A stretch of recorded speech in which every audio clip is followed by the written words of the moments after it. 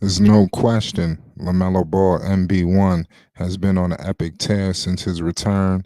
We're going to break things down tonight here at Flight Sports. I want to thank everybody for tuning in. We just getting started. Flight Sports TV, man. That's my dude. I rolls with him. You heard what the man said. It's Flight Sports TV.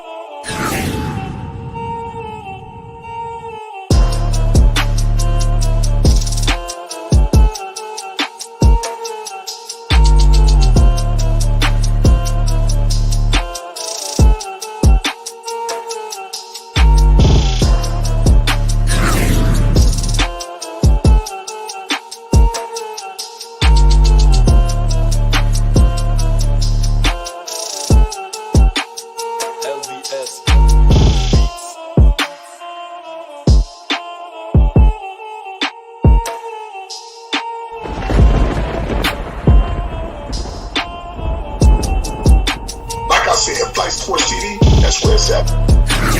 Flight Sports TV.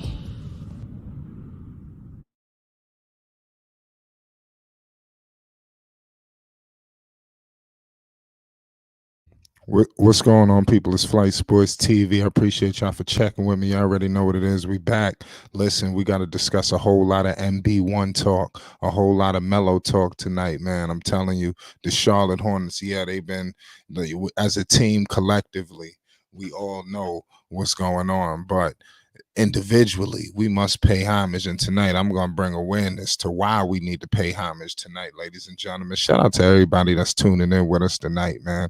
Salute to all y'all Thunder. Shout out Eric B, all y'all that's in the chat right now that showed up early. CWE, like I said, Rap God. Shout out to all y'all, man.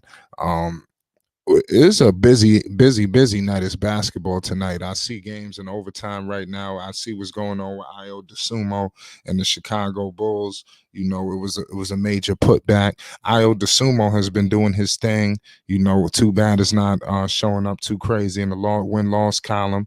We're gonna get into everything tonight, ladies and gentlemen.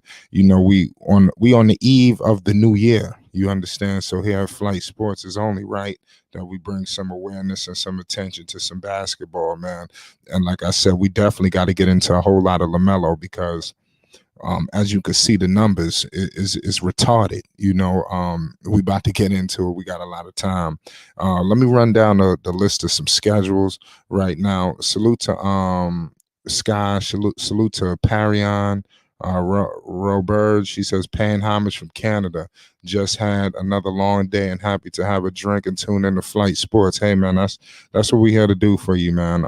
It's an honor that you even allowing this program to come into your space and provide you that. Before we get into the topic, like I said, I see everybody's kind of rambunctious about these games that have taken place. Let me run you down the schedule right now. You got the Utah Jazz right now in a nail biter in the second quarter. The score is 56-47. Also, you have a good game, which I think is going to, like I said, the Kings going to come back. The Kings right now are down 43-60. And that game is on NBA TV. Hopefully they come back. It was a big brawl out there. It almost was another Malice in the Palace, ladies and gentlemen.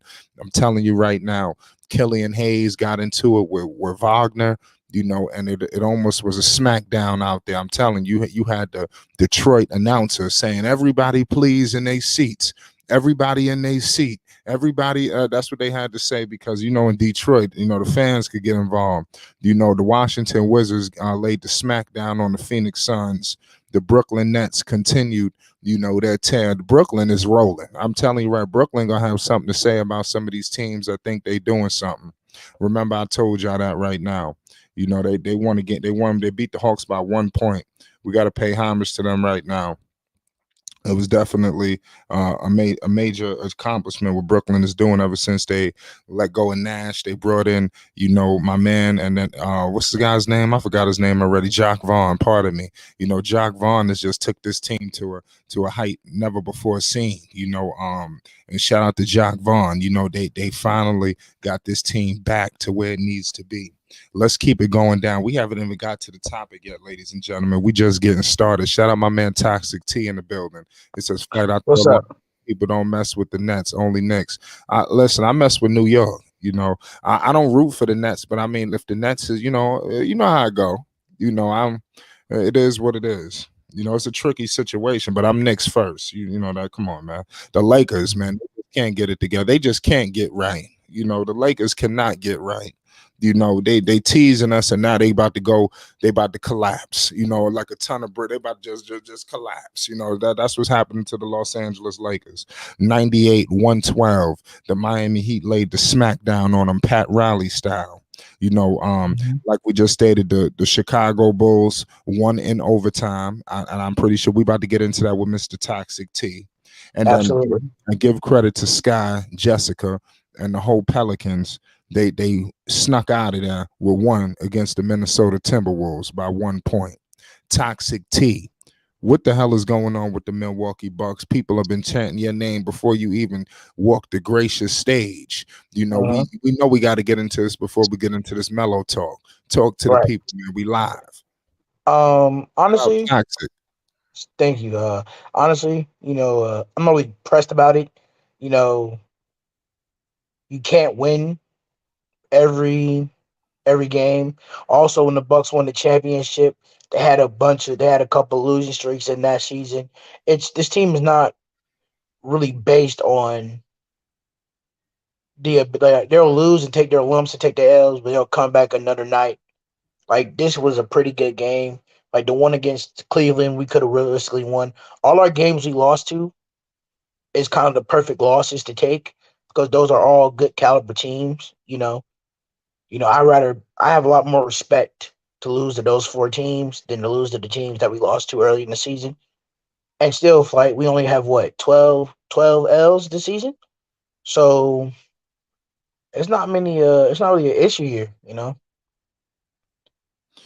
People say, yeah, good point. people saying I quote, "Oh, Giannis is a choker." Oh, Giannis is this. Giannis is not good enough. Giannis is just a run and dunk type of guy. He plays no defense. He's not really flashy. And I'm saying, okay, but we all know when it comes down, we all know that Giannis do not take L's slightly, Right. and he comes back and he improves every year, you know. And if you notice tonight, he felt confident enough to take that mid ranger again over DeMar DeRozan. I think that shows his growth as a player. And people say, "Oh, Giannis have no skills." You know, 40 guys. You're saying Giannis to have no skills. He dropped 43 points tonight and 20 rebounds in a loss. Right. Good point. Good point on that, man. We're gonna get back into Mr. Giannis. Like I said, Giannis is, it is what it is. Somebody says Giannis lost to the Celtics on Christmas. We're gonna get all into that, into the Milwaukee Bucks talk. Right. But without further ado, it'll be sacrilegious. Toxic T. I know you see what's going on with MB1, the one of one LaMelo Ball. Homage must be paid. If he Okay. was available from jump start, I do believe the Charlotte Hornets would. I'm not gonna say they would be in the thick of things in the East, but they wouldn't be this backtracked. This is troubling. In my humble opinion. Shout out Unstoppable. He's celebrating 14-10. He got to do those. He Hey, got to do that hey, more listen. often. It's funny, Flight. I'm gonna say this again. It's funny how They're bringing numbers in the chat. I'm right, sorry. and it's funny how y'all keep boosting up DeMar DeRozan. Y'all boost up DeMar DeRozan when he does good. Now, Flight, y'all was just I was watching the stream, and some people in the chat were going hard on the Chicago Bulls. Just take this moral victory because let's be honest, Flight, they can't. The Chicago Bulls, when we're fully healthy, they really can't beat us. The Right. Brooklyn Nets really can't realistically beat us. And the Boston Celtics, we've played those guys plenty of times to where it's different when you're playing against somebody after a loss on a back to back. We got Right. to play that guy 7 games in a 7 game series, and it's just head up between you and his team. Giannis has proven to y'all that he's a clutch scorer in the playoffs. And they're gonna keep saying he's not good enough. But again, they wasn't saying that about Luka 2 nights ago when he dropped 60 and 21. Right. You see, Yeah, it's a double standard.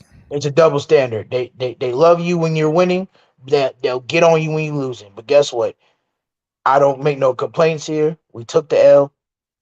People are gonna say my Bucks team is trash. They're gonna say I'm cap. Guess what? It's a hard and tough road. You get what's coming to you. I switched. I'm getting what's coming to me. I think this is universal karma for me leaving the Knicks and coming onto this team. And I think, they're Right. gonna lose and make it hard for me this season because that's how the universe works. Right. But Like I said, we're go. gonna get into all of that. But shout Yeah, out, yeah. Like I said, well, we're that's gonna gonna be get to going all on that. all night. Yeah, like I said, this was an active night of basketball, man. We got to Right, go do the rundown. right, But back to the business, man. 8 games since MB1 has been back. He returned in Detroit, played 34 minutes, dropped 23 points, shot 9 of 18. We got to pay the utmost. The man went back to Atlanta and put up a 27 piece. And then went up to Denver and put up 31 piece. So I'm just gonna keep rattling off epic numbers, but you hmm clearly see what's happening. And the man is moving the basketball. We got some triple doubles scattered in there, some double doubles. Near triple doubles. How you want it? That's how LaMelo Ball is bringing things to the table for Charlotte. Definitely providing Steve Clifford, with a foundational building block. To right, carry his situation, his newly found situation back in Charlotte and do it correctly. But these two, and I'm gonna put these two in one, Steve Clifford and LaMelo, because I'm not gonna crucify Steve Clifford just yet. He just got there. They got to still provide this man some help. He has LaMelo Ball. He needs another piece. Steve Clifford, even when he was in Orlando, I didn't really like the pieces with Vucevic and Gordon. They just remind me of second and third pieces. Maybe two third options was on one team masquerading as 1 and 2s. But Clifford has never got the chance to really coach a star-studded basketball team. Could you imagine if they end up acquiring an all-star, for LaMelo Ball? Now you get to see what Clifford could do with his defensive mentality, right. and bringing this to Charlotte with his foundational building block in LaMelo Ball. I think they could do something special. They're going to have to get some cooperation from Mr. Michael Jordan and Mr. Mitch Kupchak in order to make these things happen. I think that's evident. I think that's clear as day. What's some of y'all thoughts on these sentiments? And if you're in the chat, please feel free to discuss this. We cannot let Mr. Michael Jordan off the hook tonight. What's going on, Unstoppable? Talk to the people. Hey, Right. what's up? Oh, go What's ahead, up with you, Unstoppable. man? I just wanted to come on here right fast and tell my quest, man. You full of shit, bro. Wow. Plain and simple, All man. right, bro. Right. You full of it. One day, hey yo, like one day I've evolved as a person. One day I'm not You gonna don't do is argue with evolve. you about a regular season game.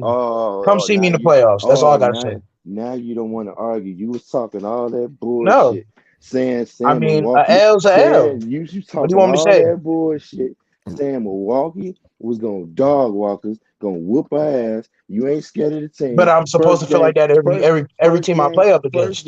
first game, you got that ass whooped, disappeared, went to Barely beat hiding. us. But I don't care if they won by one damn point. A win is a win. Okay, okay. Got that ass whooped. I'm You talk that smack. Hey, Hold on. hey, You hey, talk. Flight. You I've learned my hold on. lesson. Hold Nah, on. You talk that. yeah. It is You one talk that regular smack. season game now, No. 'Cause now but you I gonna feel you get got it. to celebrate it. Celebrate it, No. bro. This ain't no. I'm just talking my shit because my quest was talking that shit. So second game come Go ahead, around. You bro. said you was gonna handle that business. You got that ass whooped again. They came back from me 11 points and won the game, and you backpedaling. Nobody's backpedaling. Now the games, I'm now the telling games. you You simply, just I'm not said the gonna games argue don't against the count. loss You though. just said the games don't count. I, Those don't count. You Right. it's came a up with a regular whole lot. season How game. You about this, got your bro? dub, How but about this? How about this? How about this? a L's If not gonna they matter right now. how L's a about L. this, bro? How I'm about what this? third in my division. Instead of you coming up with that bullshit, just say yo, they fought harder. They wanted Fine, it they more. play harder than us tonight. Is that it? Something, bro. Don't come in here with no Okay, bullshit, man. okay, If you was snappable. strapping your All right, gun, unstoppable. I'm you not know gonna what I'm argue. saying? You Yeah, can't argue with facts. we're All gonna right, get to that unstoppable. game. We're You gonna get can't to that argue game. with facts. You got Right. that That ass game whooped. was a good Hold game on, in hold on. overtime. Giannis played a good game. Lamar played a better game. That's fine. You know, Oh, DeMar that's a played harder tonight. Well, I don't know hopefully what else to tell you. hopefully the Oh my Chicago God. Bulls take this win, and like I said, Oh man. lead them into a catalyst, and get this season back I mean, rectified the I way it hope, need but to I be. doubt it. Yeah, I You mean know. that's what I'm saying. That's really Correct. what I really want out of Chicago. In my humble opinion, that's what I want. I don't want them rolling in, to that level. Just like we celebrated one win. The Bulls are supposed to do But hold on. magical things, not Yeah, minimal things. Absolutely. they definitely do. One more thing I forgot to say. Then the part I find funny, you want to come and bring injuries into the damn play like Chicago I ain't didn't hurt bring up yet. injuries. Yes, you did, motherfucker. You said you missing your key players, they injured. Yes, you did. Don't I say that. You said did when say that. we're I said when we're completely healthy and the game is Ah, played right with no mistakes, we're a very hard team to stop unstoppable, and even you bruh. know that. Okay, man. You must have got Are you short going to term deny memory. that we're a You hard you team to must stop you even when must we're you healthy must and everything's you going must get correctly? you must got short term memory. So I'm gonna just tell Okay, your for sure, game, bro. unstoppable. I know Okay, for for sure, sure, cuz. Rewind unstoppable. the tape. Rewind the All tape, right. cuz. Rewind the Hey, tape. hey, hey, Rewind it, yo, bro. hey, You hey, got you unstoppable. got Just you know, got access I'm to getting my YouTube. get back for all Rewind it. this karma. I did. I talked trash about your team twice. I lost to you I, twice. t- I told you I I'm was not going. talking And what did trash I to you. and what did Your I team say? play. Your And of team course played better tonight. you can't Your talk team trash to me played better because you tonight. got that What ass do you whoop, want me to bro. say? You got that Congratulations, ass you whoop. beat us. You got Hey, that ass whoop. Of congratulations, course you you beat can't us. talk no And trash. And everybody Yo, in what the did I comment say? section. I All right. said I was gonna do it to you. I said when you lose, I'm gonna give you that Mhm. energy. Since you want to give us Okay, that that's energy, fine. I'm just giving you that same energy, dog. That's all. Right. And I'm That's telling you, all. unstoppable. That's fine. I'm telling you, I you know guys it's play harder fine, than bro. us You tonight. can't help but take That's it, bro. fine. You can't help You but take the guys we, take. all right. Did Are you you win gonna? the All game? right. I'm not yeah, Did we're you gonna gonna argue. get win the we're gonna get game? back we're gonna Yeah. get back to the Bulls game, man. Like Did you win we the like we Please. just game? won the Right. There we We you act got go. like other we stuff to just talk won Exactly. the about. championship. Yeah, Let's I get bet back to I Right. bet you want to move on. I bet you want to move on. I bet that. Yeah, we're let's gonna move on. We we're ain't gonna gonna come talk about us we're gonna cheating on come the back to Bucks no that more. we're gonna come back to No, that no, no. I'm unstoppable. done. No, I'm done. I just wanted to do that because I said I was gonna give them that energy when they lose, That's bro. fine. I know our team not good right now. That's the obvious. But I said I was gonna give them that energy if they lose us, and that's what I'm doing. That's all. We ain't got to move on from this. It's like what I'm saying. We whooped that ass and on to Right. the next game. You know. And we'll see you in So the go playoffs go if you go get ahead. there. If they We'll make see the you in the playoffs, playoffs if you if get there. if they make the playoffs, you know what I'm saying? I don't know. Right. I don't know if they'll make it. But I know you lost to a terrible ass Chicago team. I know that. But let's go on to the next subject. Right. Okay. Yeah, Yeah. Let's move. perfect. Let's get to the next subject. In terms of LaMelo Ball, MB1, this is what was the main topic. Like I said, I know there's a lot of, pain going across tonight. It was a busy night of basketball. But back to what I wanted to discuss. LaMelo's really balling out right now, and I think he's putting the front office on notice. On why they need to get themselves some help. What's your thoughts on that situation? Toxic I Um. T. mean, We I'm gonna we go say. from well, I'm back gonna and say forth. this. Lamelo's a great caliber player. He's otherworldly. He carries more than just his skill set. The intangibles, what he has, the childlike nature he brings to the game, of just having fun. He's doing all of this, just having fun with the game, and that's what you want to see. But if we're being honest here, Flight and Unstoppable and Unstoppable agree with me. It's not an issue here, but certain organizations they build teams around them. They say, and I quote, they build teams around them. For example, in Milwaukee, Giannis, they drafted Giannis. Then they traded for Drew. I'm sorry, they traded for Chris Middleton first, drafted Giannis, and then built pieces around him because they believed those two could carry them to a championship, and they did. For example, the Lakers with Shaq and Kobe. You know, getting those pieces of guys to come in and prove it. I'm saying is either Michael Jordan doesn't know what he has, or Michael Jordan simply just don't want to give LaMelo the help. Good question. We joined by my man All Access Dex. What's the deal, Dex? Yes, sir. Shout out to Flight Sports TV, the machine, voice of the voiceless, the people's champ, hottest in the streets. We all know the monologue. Shout out to the panel as it reaches premium peak, and shout out to the concoction that's coming out in the chat. And shout out to everybody rocking with Flight Sports TV this Wednesday late night edition, Flight After Dark. Um, yeah, I'm glad to see some of these guys who are heavy in their fanfare, unstoppable and toxic T. They have been missing lately because their teams have been somewhat disappointing, and it is coming down to some kind of suspect with Milwaukee, and they're not showing the dominance that most of us have became used to and accustomed to. And I don't know if it's time to sound alarm bells or Milwaukee just ice skating until the second half of the season. All right. I mean, that's a good question. You talking about the Milwaukee Bucks situation? Yeah, it's the only Milwaukee team I know in the NBA. Right, yeah, my bad. I got thrown off with that. Yeah, like I said, they definitely spewing out all of their trauma, in that situation. What do you think about LaMelo Ball and his epic tear that he's on throughout these 8 games? I mean, this dude has been putting up some monster numbers. You know, I think the world has been put on notice if you haven't been already. And I want to get into various criticisms that was put out yesterday that I didn't really have a time to get to, but I definitely heard it. Where people was discussing shot selection and things of that nature. I think we would be foul if we didn't discuss some of that tonight. Because we got to put the notice on just about everybody. Because everybody got a hand in some of the misfortunes that's happening in Charlotte. But we want to come down on one of the only bright spots that they've had that literally fell in their laps in LaMelo Ball. I mean, what do you think about that? That go for anybody.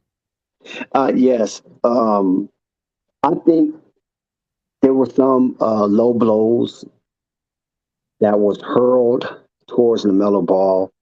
Um, but first of all, I'm gonna have to correct you a little bit. He's not putting up monster numbers, so I don't want you to embellish his display on the court. You know what I'm saying? Because we've seen LaMelo do way better than what he is doing. We've seen 30, like mid 30 type Melo.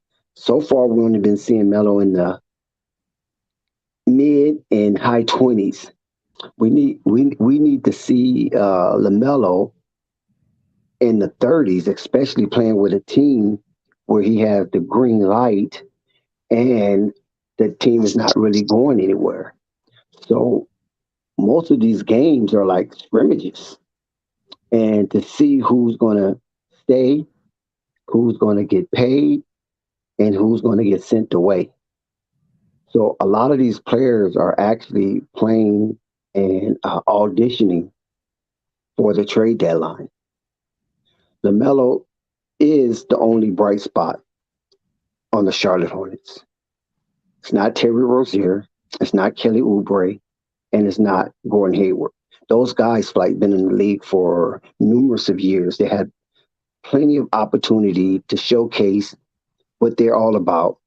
And it seemed like these guys have peaked out at the early 20-point mark. And I don't know if that's going to increase. But their activity on the court can help a team like Milwaukee. Their activity on the court can help a team like Miami Heat. Their activity on the court can help a team like the Lakers or even Phoenix for that matter. So if these teams who are trying to, catch lightning in a bottle from some of these Charlotte Hornets veterans, I think it'll be their duty to try to collect some of this mid-veteran talent on the Charlotte Hornets. I don't think LaMelo's going anywhere no time soon. I think Michael Jordan will max him out. He's not going to play with this because if we see in the last 6 games and we measure that with the correct barometer, we see that LaMelo has increased the attention to the Charlotte Hornets. His presence have garnered attention. When he was out, people had threw the Charlotte Hornets out with the bath and the bathwater. I mean, some of the most so-called interconnected with the Charlotte Hornets have basically threw them out with the bath and the bathwater. So LaMelo Ball and the return to the Charlotte Hornets have galvanized those outside of the city limits or the state of North Carolina, North Kakalaki. And this is why they've been on national televised games. And this is why they will continue to be on nationally televised games with the presence of LaMelo Ball, despite those who can care less if he's on the Charlotte Hornets or not. So it doesn't matter right now. The Charlotte Hornets have them. They have control. They have the leverage. And LaMelo Ball is basically playing for decimals and commas. Right. Because anything outside of that is nothing there. Yeah, I mean, the more and more I look at this season, it is starting to look more and more like it's about to tumble. You know, like I said, we put out a lot of hope, and the way they played through this Western Conference road trip, I wish they could have got at least one extra win out of this trip, but it wasn't horrible, and it showed flashes of like, man, they might really try to do one last gasp of this thing and not punt the season right away. But you are absolutely right. You know, the more and more you start to really realistically look at this situation, you know, the trade deadline is a viable option where we could see a shakeup for the Hornets. You know, some of these players that they're playing with may not be there, you know, especially the way things are going. They shouldn't want to be there either. I mean, especially guys like Kelly. You know, what about what's the other guy's name? You know, even though they might want to be there, just Gordon. Yeah, Terry Gordon. Another guy. I said Terry. It was another guy. I forgot his name. Or Kelly. I said Kelly. Yeah, that's what I meant to say. Kelly, Terry, and Gordon should, and probably some more people. I'm not the Plumlee. You know, some of these guys should want to, you know, to try their pastures somewhere else. I think all of them could be great guys coming off the bench. You know, but they find themselves in key roles with Charlotte. You know, I think Plumlee would be good and be a 6-man backup center. You know, but they got him as their starting center. You know, so I mean, you are absolutely right there. They're going to need a lot to go to their favor. You know, I mean, is there any weird trick of our imaginations that instead of all of these tricks, they mess around and pull off, you know, some sort of heist? I don't know what guys out there, you know, that they could go ahead and get, you know, but I think that needs to be something that they continuously have on their minds. You know, you don't want to let this thing slip away. You know, I understand they're going to pay LaMelo. They're going to offer every single dollar that's imaginable. You know, it's nothing there to slip away from Flight. So we have to be careful that we don't try to flim-flam the fan base by pumping out false hope. They only won 8 games, right? 8 or 9 games already. So where the hope come in at? So what they have to do is let those guys go that still have some kind of basketball value and try to incur some youth. You don't bring any veterans over to Charlotte right now. There's no need for that. You know what I'm saying?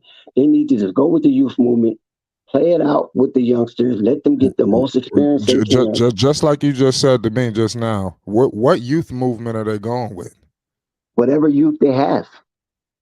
Well, that's what I'm saying. I think that's a dead end situation. We can't. That's what I'm saying. We can't screw the fan base with that either, because going with the young youth movement is really going nowhere. Who's besides LaMelo Ball? Who's the youth? What's the youth? Like, there's no youth with prominent talent unless something come out of the draft or they get like a lightning strike in a bottle. But they have to move on from the Roziers, the Haywards, and the Ubers. They have to. What are they holding them? What are they holding them on for? Because those guys are not winning, and they're not pushing the youngsters to win. So they are what you call debris. right? There are what you call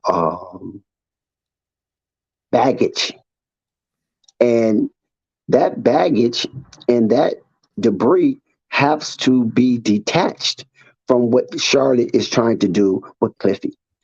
If Cliffy going to be anything of a coach, he's going to have to bring in guys that he know, guys that he have coached if they're veterans. He don't need these spoiled veterans that's here on Charlotte right now, just sitting around, just accruing money and not accruing wins. That doesn't match. And I'm not even a Charlotte fan. I can really care less. But at the same time, right is right and wrong is wrong. And these veterans that's sitting here on the Charlotte bench, and these veterans that's out here dribbling and shooting that basketball, they're wasting Charlotte's time and money, and they're wasting LaMelo's opportunity to try to get into an extended season situation where he can take his game to the next level. Because so far, he has failed when it came to the extended season, and these veterans have been a part of that failure. So that's why I will remove them from LaMelo. Give LaMelo Right. his max. Max him as a rookie. Get rid of these guys and put some fresh legs amongst LaMelo so he can lead, and it won't be no backbiting. It won't be no internal strife, because a lot of these guys, I don't care how much we love LaMelo, they look at him like, this guy's only 21 and I'm supposed to listen to him, and I'm trying to pay my mortgage and I'm trying to get as much as I can, and I got to follow a 21-year-old. You know what I'm saying? How much value that brings to me as a leader. So a lot of these things happen. They don't talk about it, but these things are uh, being generated in the locker room. So it's incumbent of Cliffy, it's incumbent of LaMelo to have new, fresh heartbeats around him starting either All-Star break or next season. These guys cannot be around anymore. That's it. They're done. I mean, there's no cavalry coming for LaMelo. There's no armada coming across the Atlantic that's going to assist him this season unless they throw away the veterans and just try to get whatever they can and move forward from that. Right. I agree with you. Shout out my man Rico in the building, New York City. What's good, Rico? What's up, Flight? What's up, Dex? What's How y'all good? doing? What's good? What makes you join us today, man? What's your thoughts on this topic, man? With this MB1 Charlotte Hornets talk, man. Give us your thoughts on the madness. They and Come on, at least all they seriousness. pick out of this, right? I don't know. I finally saw Mark Williams on the court a little bit. I felt Yeah, happy about that. Mark was hooping the other night, right? See, that's what I'm saying. Like I felt a little happy. I'm seeing Mark Williams. I thought he was in the G League, not getting played. So I see He that they was last week. exactly. So like I don't know. That's what I'm saying. I don't know how to What's up feel. with It's like Brooklyn? they make signals. So like, on one hand, you think Gordon Hayward is gonna play good enough, and then you think, oh, okay, I'll trade him. No, though, nah, that like I What if don't the know. Hornets did move out all of those guys, right? All of these veterans, and let's say I know that they're not gonna have the draft capital of Oklahoma City or something like that. But what if they was to somehow flip this? Okay, they don't go get the big veteran that we all talking about the home run. What if they move some of these players, brought in a couple more first round picks? Then what? What if they brought in, like, they flipped some of these veterans and brought in, maybe, I know that maybe not 3 is not realistic, but what if they turned some of these veterans into 2 first round picks and they walked into the draft with maybe like 3, possibly 4 first round picks after moving something, and they don't get much back? Like, maybe they move some people and you'll be like, damn, what the hell the Hornets got? They came back with draft capital. How would y'all feel about that? Honestly, that will be sound, but I don't know if they're going to get the first round picks this year if they move some of the pieces because there's not that much value in some of these players. I know they say Kelly Oubre might have some value, but when you look at it, Flight, all those players have added to the scoring output for the Charlotte Hornets, but yet they cannot get any dubs. You know, they keep taking L's. So you have to look at it with the correct prism that that scoring output is really not that value. What the Hornets need is defensive input. And those guys that we named, Kelly, Terry, and Gordon, are not defensive players.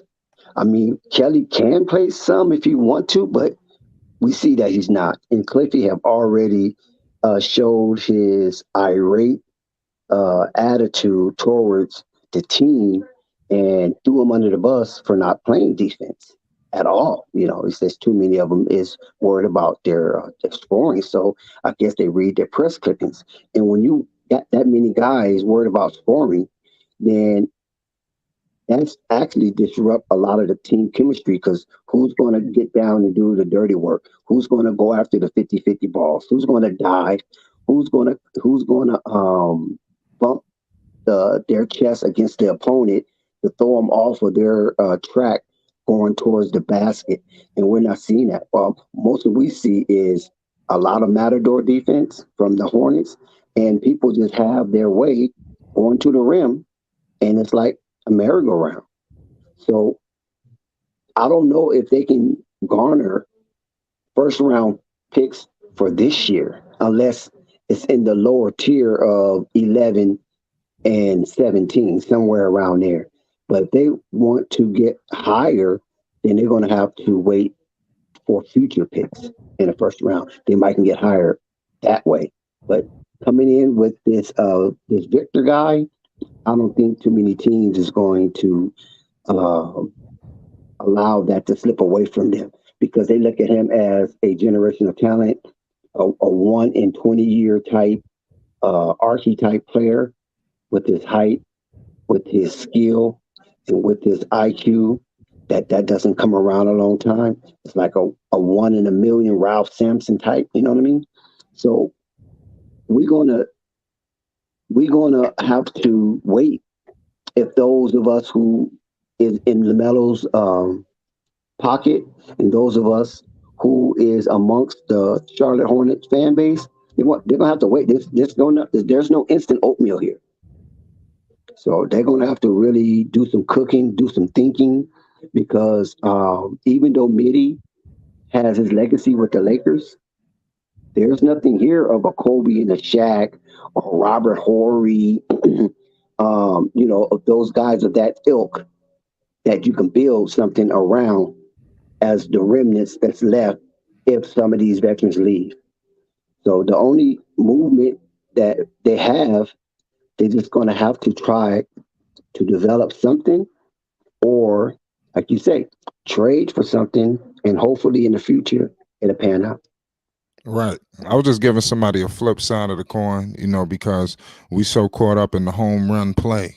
Donovan Mitchell, even other bigger names that might be out there. I'm even like look what Dallas has done. They're a team that I would say they're not as cheap as Charlotte, by any stretch of the imagination, but they don't cough up that much money either, but look what they have done. They got guys like Christian Wood, did no all-star, but a guy that was emerging, in Houston, showing flashes and signs of something good. They go out and they go get him. Like he just coming off he's damn near 20 and 10 a night. He's 17 and 8. He's just coming off against the Knicks where Luka had monster numbers. That dude had 19 points, 9 rebounds, 2 assists, all in 40 minutes, 7 to 15. That's just Christian Wood.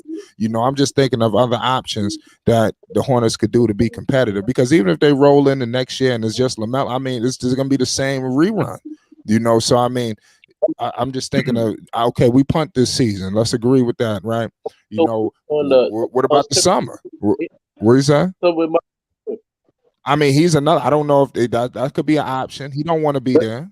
but Go ahead. remember, Flight, that That's a if you look at the blueprint, look what Chicago Bulls did Right. when they had that off season, that incredible off season, and if it wasn't for the playoffs, I think that front office probably would have received Executive of the Year because that was an explosion of unexpectability for Alex Caruso, Lonzo Ball, DeMar DeRozan, and then you draft Io DeSumo. That was an incredible first half of a season for a team that was so low and was scraping the bottom of the ocean prior. And with Zach having a tremendous offseason with the USA team bringing back gold, that looked like that was going to turn into something special. And it probably would have if it wasn't for the injuries and the COVID and all of those things the Bulls were stricken with. Charlotte Hornets could have an opportunity of that nature if Mike and Mitty do the right thing. That's only. I mean, what's the difference between them and Chicago? As far as I know, Chicago is a legacy brand, but they had been pretty tarred and feathered for a long time. So, and a lot of people is in that mode. What have you done for me lately? And they haven't done anything lately. So basically, they was in the same boat as Charlotte, and Charlotte looked like they was going to surpass Chicago Bulls, and all of a sudden that happened. So I don't know if the pendulum of success came with the acquisition of Lonzo Ball, or it was a combination of all things. But a lot of people is starting to point that maybe Lonzo was the pivotal point of that of those transactions, and his presence brought not only a calming factor, but expecting factor, because now we have somebody that's willing to do the dirty work when it's time to do the dirty work. And Right. Charlotte had beat Chicago. Remember, Zach got hurt. And so it was a game that Zach went off on Charlotte and went off on the Pelicans. And then he ended up getting hurt. And then when Charlotte played him, I think that second time, I think the Hornets won. And that catapulted him into that playing situation where they was able to play Indiana in that playing game. So Chicago looked like they was going to be dead for years. And Charlotte looked like they was on the upswing. And then all of a sudden, that Lonzo situation happened between those two teams. And then Chicago trajectory went another direction. But Charlotte was still good. They still made the play in, right? And it looked like, okay, that's cool. They might still be able to do a little something. And then all of a sudden, something happened. Borrego gets fired, and the Miles Bridges situation. And it just seemed like it just took a lot of air out of their wings. So they was like really low when it came to expectation coming into this season. Yeah, man. That's definitely a good call on that point, Dex. Major key. Salute to everybody that's in the chat. The chat is very active. Everybody's voicing their displeasure. Is it's a lot. Like I said, everybody. Shout out to the man 9000, Eric B, my man William Godfrey. All y'all that's in the building right now, tuning in, stating y'all piece. I want to thank all y'all for tuning in tonight. It's a lot of mess, man, with Charlotte. I hope we all just hope for the best. I know I hope for the best, man. Like I said, as a Knicks fan, trust me, I always got faith. The Hornets, the Knicks are clearly ahead in their development, but the Knicks don't have that guy, and the Charlotte Hornets do. So I can only imagine if I see other organizations, if they had a piece like that, they were surround them, with the pieces, they would just, be hell bent on making sure. It's gonna come a point in time, usually around the contract year, if you don't see what happened with what was it? Was it Zion Williamson. He's another guy. He just came up on his rookie extension. He ended up taking the money. He was flirting around like he wasn't going to take the money though. At first. So it's a mess. What took place with that situation. They definitely pulled the trigger. They got C.J. McCollum. I don't know if they have and to get C.J. They moved some pieces though. I ain't gonna lie. They had way better role players to even pull off a deal like that. So I'm just thinking of other organizations who made the move, and improve their roster and then, break the bank. When it was But time even to though break. they did that flight, they God, still had Brandon Ingram and Zion Williamson. right. See, they I was about had to get to two. that too. Okay, there you go. Yeah. Brandon Ingram was there. You're right. But even with Brandon Ingram in attendance, Zion was flirting around like he wanted to leave. Well, at least not publicly, or no, like behind the scenes, it looked Well, publicly, it allegedly, looked yeah. crazy. Yeah, allegedly, he even with Bi was putting up historic numbers. He wasn't coming to the game. He wasn't pulling up. I ain't gonna say historic. He was balling out of control. And last season and he wasn't there. He didn't even make the All-Star team. I think he should have had some teammates advocating for him to make that All-Star team. Bi should have been an All-Star last year. But they didn't start off good, and then they end up he ended up coming around after the CJ move. When CJ put him on notice and they was headed to the postseason. Then you started to see Zion more frequently. So I wonder if there is a move like that's around that they could go ahead and mind you, CJ never made the All-Star team. But he was but he's basically they traded for an All-Star, in my humble opinion, even though he never made it. But I'm just saying, if you want to put the fact that CJ never made an All-Star team, why can't they go ahead and go get somebody similar to that, in my humble opinion? And it fits perfectly with Zion Williamson and CJ McCollum. That's a perfect veteran to be around him. And you see what's happening. Now the culture is shifting. I'm trying to think. I don't know what player they could bring in that could just change the culture. Rondo not playing no more. But I'm just saying he might not fit with me. But I'm just somebody like that who come in and just shake it all up, like just get this locker room acclimated again. I don't know what player is that. Because there's a lot of goofing going on. Player. You right. You right about that. He just need players around him that's going to submit to his leadership and trust that this young phenom can get the job done. Right. I just don't think those players that's currently there is willing to submit wholeheartedly or 100% to allow this thing to flourish, and they just play a role. See, I don't think they're at that stage in their career where they feel that they have to tone it down for a 21-year-old. And that's the problem. Yeah. Good point on that. Unstoppable says you won't see Hornets make moves until 23 off season. Let's see what happens. I want to know what kind of moves they may have, to go out there. They do got some young pieces. I think they may need to develop a little bit more before you cash in.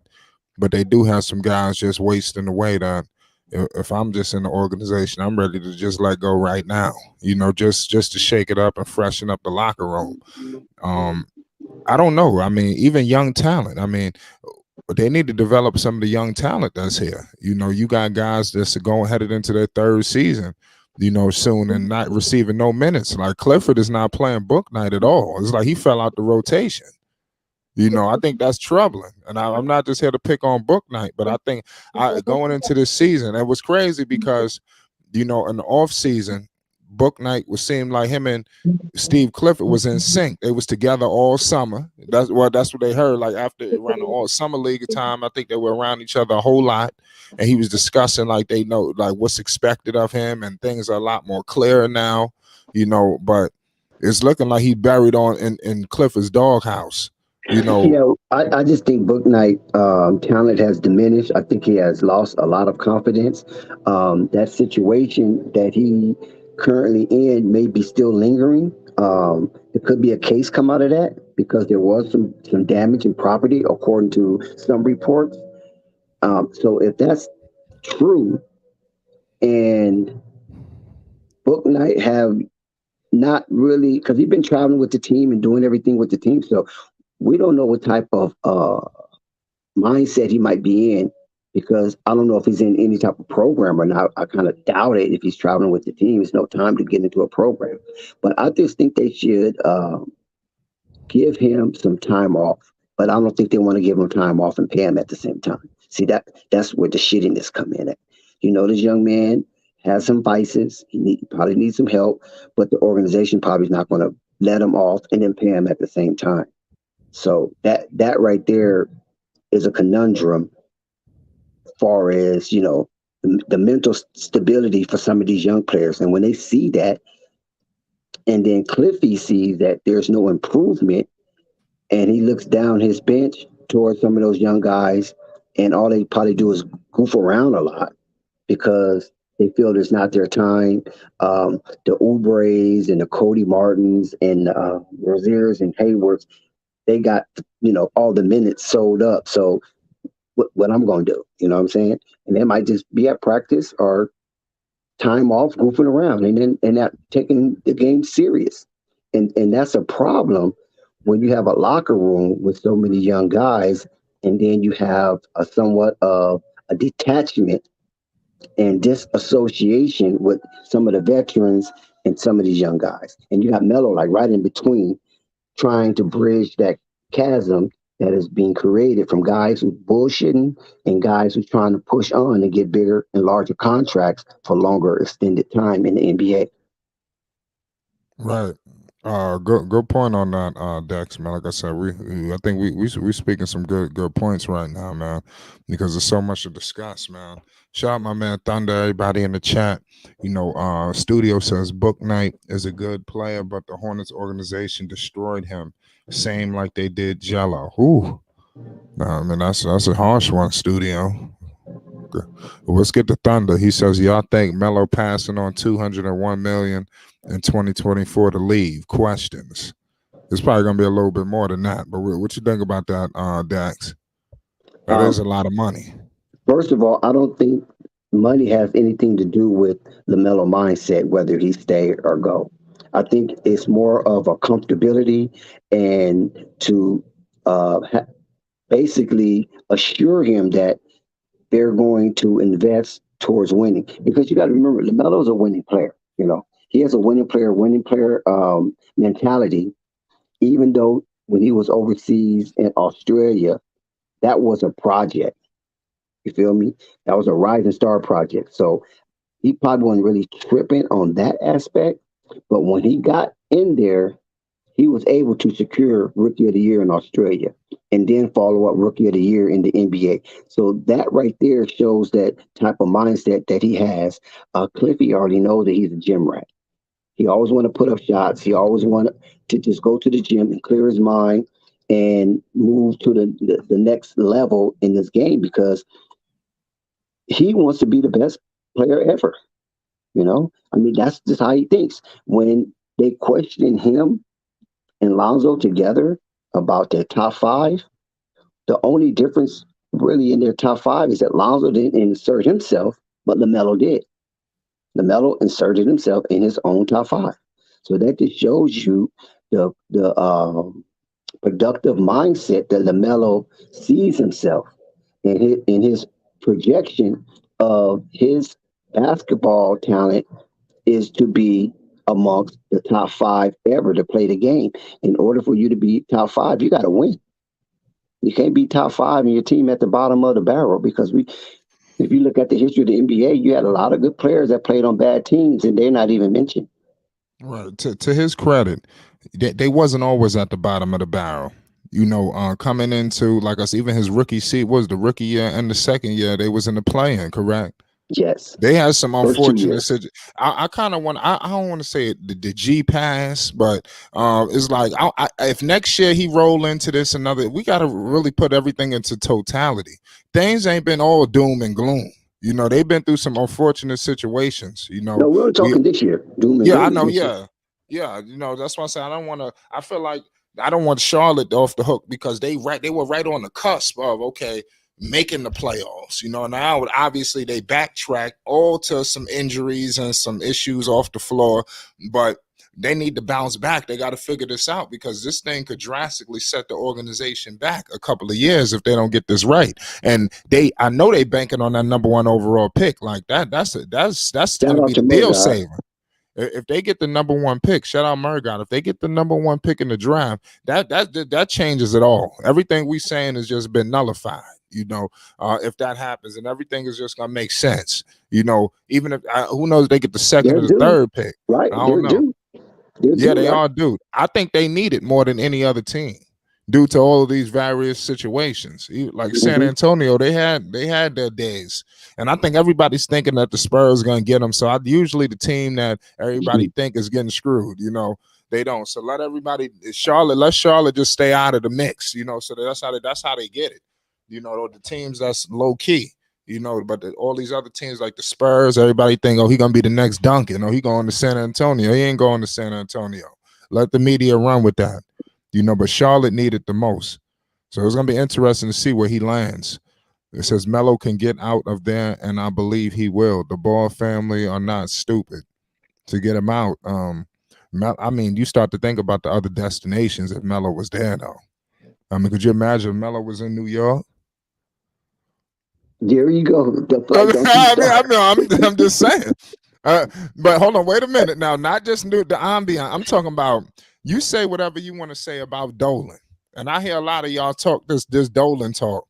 Ain't nobody gonna be more aggressive, and putting the team around LaMelo Ball than Leon Rose, the ownership, because they don't get enough credit. I'm telling you, they one of the top groups out there. I'm telling you, they're aggressive. It's just these players are scared of New York City. Dolan don't ever be interfering with nothing. I'm telling you, Jordan interfering more than Dolan. But for some reason, Dolan is getting all the flack. The ultimate puppet master. I agree. Yes, that's what I'm saying. This is coming from a reliable source. Yes. Dolan is out the mix. I'm telling you, Dolan is really falling back. But for some reason, when it's time for the Knicks to do something powerful, they want to keep resurfacing his name. He's literally out the mix. He just cutting checks for real. But Jordan, like I said, it's just another ambiance. They will put a team around LaMelo Ball if they even your Lakers. Nothing will be worse than what's happening in Charlotte. I think those are two destinations. He's not going to LA. Not the Lakers. If you go to LA, it'd be the Clippers. So you can start the Lakers out. Yeah, it would be the Clippers because they don't want them in the Lakers. And that's firsthand information. That Laker thing is over with. That's dead. That's water under the bridge. They had their chance, and they screwed it up by mortgaging their future. Even though that's my team, they mortgaged their future with the Anthony Davis trade, and now we're looking at Anthony Davis barely being impactful for the Lakers. Like one of my friends said, he was MVP for 1.5 days. Right. That's what I said. The Knicks definitely got the pieces, man. Only they would need Melo's cooperation. Because you got to think about Jordan, for instance. You're not going nowhere. What if y'all more likely than not, the Hornets gonna get the 7th pick in the draft, strike out the offseason, and roll into the same situation. Who knows what's gonna happen with Bridges? He might get a big time offer out in LA or Detroit somewhere, and he's gone. Let's lay down. Ain't getting no big offer nowhere. No, well, not a big offer, but outprice Charlotte. How about that? That's a safer thing to say. Yeah, they that's outprice possible. Charlotte because if it's 2 or 3 million, they're not going for it. But go ahead. Detroit need that wing player. Yes, they want him. They need that aggression. See, Miles have a lot of aggression. He punches lockers. He slams stuff. He kicks over stuff. He hates losing. That's a Tom Izzo product. Right. Those guys hate losing. He would be. You see how Draymond Green is? Right. The Michigan cats don't like losing, man. Yeah. So that's what's more likely to happen, believe it or not. I know, like I'm saying, we throwing hope, like we said earlier, but that's the more likely scenario. The 7th pick, they strike out, they get nobody, and they rolling into the same team, the same people going back and forth to the G League. We just having a repeat like deja vu. That's likely, and then from there, LaMelo Ball needs to think about something else. And I'm telling you, the New York Knicks are ready to pounce on it like a shark. I'm just going to point it out right now. I'm telling you, look out for the New York Knicks. But they would need LaMelo's cooperation. I'm sorry to rush your bubble flight. New York. And I'm not being a New York Knicks hater right now. I never was, never will be. because there's nothing to hate on New York. I mean, Mellow I'm on an LA Broadway. cat. There's nothing to hate on New York for. You know what I'm saying? I don't live in the bayous, but LaMelo, I don't see him going to New York. It gets cold, and he wants to be out there in his nice little Urus, flossing his coloring, flossing. You know what I'm saying? It's hard to floss in New York except summer in springtime. Everything Right. else is indoors. Your car is covered up with snow. I'm quite sure his car wouldn't be covered up with snow, but you know what I'm saying? So it's Virgo, more what you mean? fitting that he wants to come back home and be close to home.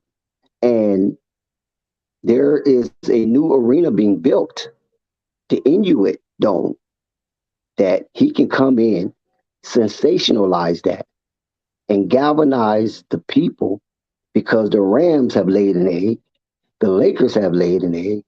So the Clippers will be something grand and exciting and something fresh and new to have him come over to the Clippers and sell out that new $2 billion arena. Right. I mean, it could be. Well, I mean, that I sounds mean, I really would big. hate to see him go to the Clippers, but it I looks mean, like if that was a push to move from could that you one imagine location to the next, going into Inglewood with because Melo? yeah, because he's already living the LA lifestyle, Right. That would so be crazy. it would be a seamless fit, just seamless fit right into LA, and family and friends will be at practically every game, front and center. They don't have I to wait believe till it. he come and play twice in LA. You know what I'm saying? He will be there for 41 games. Yeah, like I said, it's gonna be epic. It's gonna be epic games. With LaMelo was out in LA putting on a show in front of that audience. I mean, Yeah, man, Rap God, I'm sorry to interrupt you, Flag, but Rap God, that Miami slot is Brandon Ingram's. So Miami just waiting on Brandon Ingram to sign on the dotted line. when is he a free agent? I mean, you think he would leave New Orleans? Of course, at the drop of a dime. He's He's not been loyal hurt to this no year. New He ain't get a Orleans. chance. Yeah, I mean, yeah, that is true. He probably want to go That, to a better city. that's Zion team. That's Zion team. Now, yeah, he done hijacked it. Everything he Yeah, did that's last year, they Zion forgot team. about it. He Zion been hurt. busted Oh, ass what's for up with him? 43 points today. Come on, that's Zion team, man. Yeah, he dunking on Gobert. That was dirty.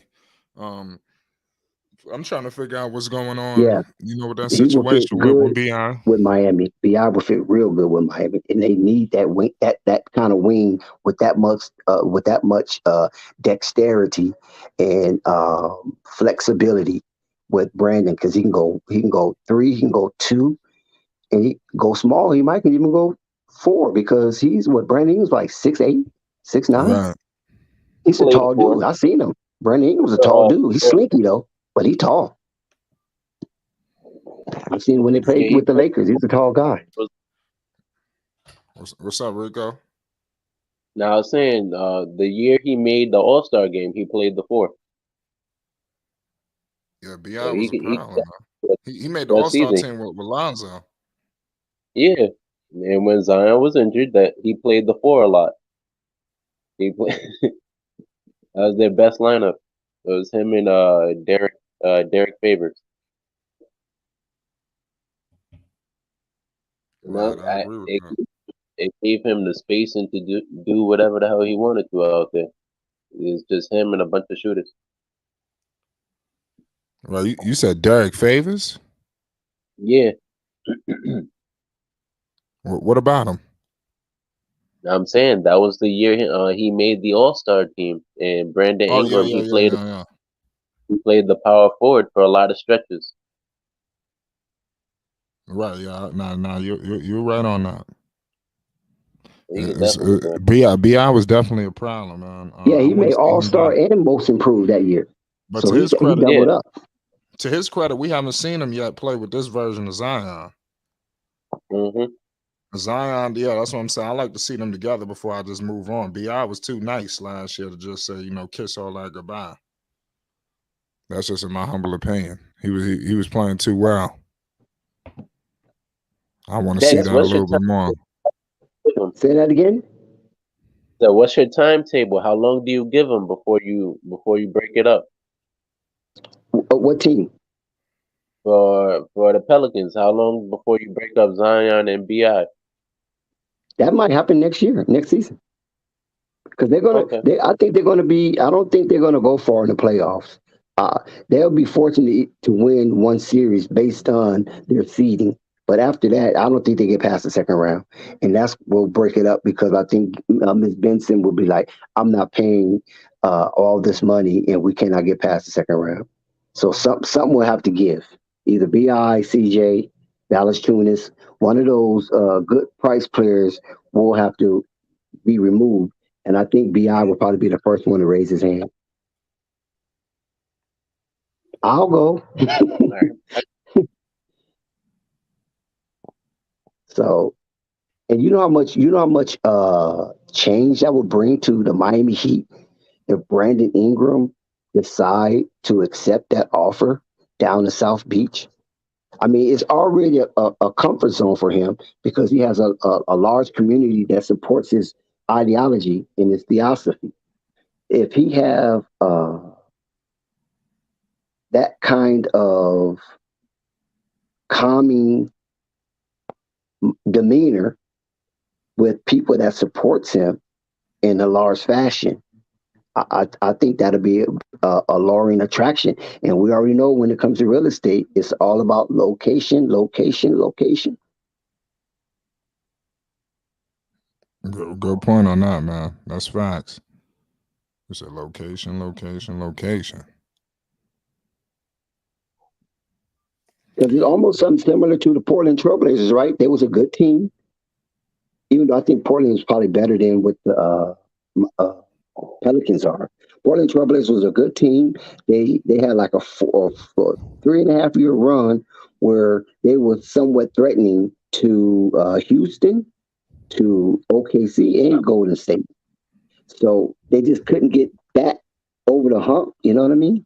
But nevertheless, they killed it. They blew it up. They like, okay, let's press reset, and that what happened. You know what I'm saying? Dame get hurt, and it was easy, made an easier decision for CJ to cut ties with the Blazers with Brick City. And that's going to happen with the Pelicans because I do not see them getting past the second round. And I don't, and they're already, they're so used to being a poverty-stricken franchise that pays all these players. It doesn't fit their mold. You know what I mean? That's not their thing. And all they're just going to do is create a moat where you're going to have lands and water separating each other. And that's why the Pelicans is going to probably have to blow it up. Now they could fool me, and Gail could be like, since the Saints ain't winning, she could be like, you know what? Let's put everything in the Pelicans. Let's keep this thing going. But I just don't see it, especially if they don't get past the second round. So something I has to agree. give. Yeah. Somebody says Zion is box office, no question. Yeah, that's Rap. Shout out to Rap. He definitely box office. Now, being box office is one thing, but you don't got the fans. They smell blood in the water. And with Zion being back, Pale fans seem like they should be better than what they are. And to some degree, I agree with them. If Zion is back and Brandon is back, CJ's good, Dallas Tunis is good, and then they have a deep bench. I mean, that Pelican bench is deep. It runs deep. I thought the Bulls had a deep bench, but I mean, they're just not performing. But Pelicans bench is performing, and that's why they are where they are. But at the same time, they do have moments where they become lackadaisical, and then they have losing streaks, and that's something that they shouldn't be accustomed to with that type of roster. Losing streaks, like No, that's facts, man. You're absolutely right. King, common sense says box office don't win championships. I agree. You're right. Every time LA fans get hyped on the Clippers, they flop and lose. So the Clippers are finished now. I don't know what you think Yeah, about that. Studio. He's a Laker fan. He wants he like me. He want everybody on the Lakers, but in reality, that just can't happen. And I don't see LaMelo, like I said, going to the Lakers because people painted Melo wrong. I mean, these con men and these con streams, they painted LaMelo all wrong and made him seem like he's some selfish aristocrat and he deserved the elitist status without putting up the numbers to put him amongst the elite. And they got people minds twisted when it comes to LaMelo, and now it's backfiring because we seen LaMelo actually put in work, showing angst about losing, and he's very disappointed. If he was like these other people claimed that he was, he wouldn't care if they lose or win as long as he get his numbers. So LaMelo is not no spoiled brat. He's not an elitist, and he's definitely not one who thinks he should have it without putting in the work to deserve it. He knows he has to put in the work to deserve it, and he's willing to do it. I love the picture that Ball Facts put up, so salute to Ball Facts with LaMelo and some other fellow and his dad when he was out in LA. And I was telling you guys that what was happening. I don't know if you guys was believing me or not. But actually, that's what was happening. He's chilling. You know what I mean? Chilling with pops and they just doing their thing. Um, I don't know what other streams were saying, but for us not to be so-called insiders or connected, we seem to know what goes on before it even pops up as a media release. So salute to Ball Facts on that one to show that all the stuff that these super cappers be saying is not even true. All they doing is twisting people's minds about what's going on with the Ball family because of their hate and not because of their love of them.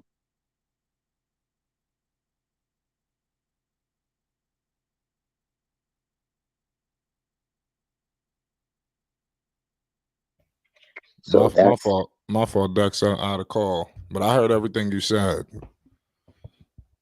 yeah. So that's what that goes on. There's a lot of love and it's a lot of camaraderie and it's a lot of sharing information to help each other to get to where they need to be. Um, Anytime LaMelo gets back to the LA area, he's going to beat the brief. He's going to get a checkup from the neck up and make sure everything is cool because he's only 21. You guys forgetting he's not no 30-year-old. LaMelo is only a 21-year-old with a lot of weight on his shoulder, and he's playing for an organization who don't care less about winning anything. Midi have already came on record saying we're not that good. We're not we're not that good. It's not much to expect out of this bunch or out of this roster. He came on record for that. And these are the guys that Midi signed to come there. So Midi, you put your signature, your John Doe, your confidence on these players, and then you turn around and say they're not that good. So maybe Midi, you might not be that good as a talent evaluator. So I mean that's What's not crazy itself. translating? What's not That's a translating, paradox. Dex? What's not translating from LA He's a to dinosaur, Spike. Midi's a dinosaur. I mean, he's archaic. The way he thinks is archaic. I mean, it's tobacco road. They just want people to dribble and shut up. And when you have a LaMelo Ball, that's not going to happen. Not that he's rambunctious. Not that he's a rebel. I mean, he's a rebel in a certain kind of way, but not that he just a rebel rouser. You know what I mean? A rebel without a cause. LaMelo is a rebel with a cause, and that Puma is demonstrating that. Puma Sports is demonstrating that. how he's a rebel with a cause, because what he is doing with the shoe game in this early in his tenure as an NBA player has probably never been done before since LeBron James. But LeBron wasn't putting out shoes at this rate. He was successful, but he wasn't putting out shoes at this rate. KD wasn't putting out shoes at this rate. KD successful, but he wasn't putting out shoes at this rate. So this is a first in a long, long time. Even Michael Jordan wasn't putting out shoes this rapidly in succession. You follow what I'm saying? So that he's a rebel, but he's a rebel with a cause. He's not just reckless and abandoned. You know what I'm saying? This thing is guided. He have aim. He have focus. And I'm quite sure he has a target that he's trying to reach within a certain amount of time before he goes into something different. And that's for him to explain, not me. Right. Good point. Shout out everybody in the chat, Thunder King, Common Sense, and all y'all that's in the building, man. We got ourselves a lot to discuss. Somebody says, I never wanted to buy LeBron's shoes. I bought Melo's immediately. That is true. The day they shoes came out, I don't think the social media era was as heightened as it is today, but I'm not giving that no flack on any of that. But when LeBron sneakers came out, they didn't have Instagram. I don't believe Twitter was available. So it just wasn't accessible as it is, today, how things is. So when like Melo able to just use the engines that's out here, but I mean, dare I say, they're trailblazing a little bit better than I like, with Puma and what's going on and Nike. It seemed like business as usual with all of them. Here at Puma, with LaMelo, and you heard him say Puma let you get off. And as you can see, he's definitely adding his 2 cents in with these shoes. We seen Kyrie voice his displeasure, about things that he didn't like. Shout out Ahmad Williams. He says, what he said? He says, facts, Dex. They want LaMelo to be beefing with his family so bad it's sick. Salute to you in flight. We appreciate you. Yeah, LaMelo Ball is definitely like I said, he's a beast. He's a trailblazer out here, man. We gotta appreciate talents like this. We need talents like this. And LaMelo Ball MB1, the one of one. We need that.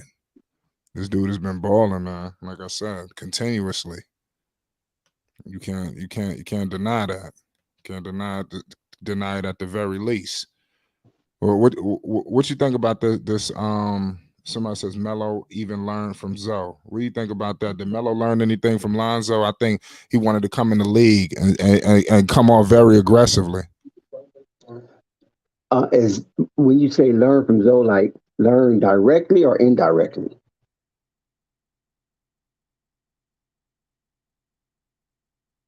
Like, yeah, say that one more time. I said, is it a two-way question, or is it he either learned directly or indirectly, or is it both? Is that what you asking? Because I think it's both. I think he learned directly and indirectly from Lonzo. Yeah, me as well. I think, like I said, he wanted to see, like, it's tough to say, but he's right. I see where he going with this. Somebody said, it's tough. Lonzo definitely did not like come in the league like Melo, like came in and just slapped everybody upside the head, was just, just hit the ground rolling. I think Lonzo definitely, took his bumps and lumps. Yes. I think LaMelo was able to watch a lot of, like I said, Lonzo was almost like the sacrificial lamb. So everything that went south in that department that appeared to look like it went south, LaMelo Ball just navigated differently. All the things that happened with Lonzo, he did it a little bit differently. They correct, okay, we're not going to do it that way. We'll do it this way. Lonzo basically he was a test project or test pilot. You know what I'm saying? Because what they was doing was new. You always have to keep that in mind, Flight. Right. Big Baller Brand was ushering in a new dispensation when it comes to branding, because it has never been done before in the NBA on that level. So all of that learning curve that Lonzo had to undergo, he was a good disciple, because Lonzo wasn't breaking ranks, and he stayed within the parameters of making sure this thing gets off. He wasn't arguing with Luke Walton. He tried to keep a calm, cool, collected demeanor when he was being interviewed. He didn't allow any type of jealousy or envy to seep in when Kyle Kuzma was getting some pub or Brandon Ingram was running the offense. He didn't allow that to shake him. And then when LeBron came, he felt that he was going to be properly acclimated into the integration of a game where, or no, not a game, a stratagem where LeBron runs the court like he's doing now. Run the court while Lonzo dictate pace and dictate direction as a true maestro as he is. But it didn't happen that way because LeBron wanted to come in and insert himself as the leader of the Lakers. He didn't want to come in on no partnership.